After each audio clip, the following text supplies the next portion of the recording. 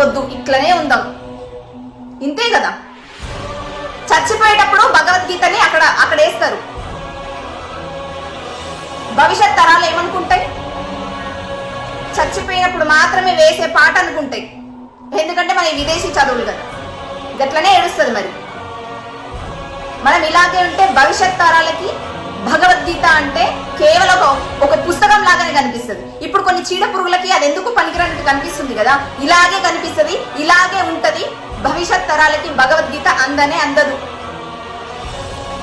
మనం ఏదైనా మంచి పని చేయాలి, మన భవిష్యత్ తరాలకి అది అందించాలంటే ఇప్పటి నుంచే మన పిల్లలకి చెప్పడం అలవాటు చేసుకోవాలి. భగవద్గీతలో ఏముంది, ఏం లేదు, మన జీవితాలకు ఏమేమి అప్లై చేసుకోవాలి, అసలు మనిషి అనేవాడు ఎలా ఉండాలి, ఇవన్నీ తెలవాలంటే భగవద్గీత యొక్క గొప్పతనం మన హిందువులకి తెలిసి తీరాలి.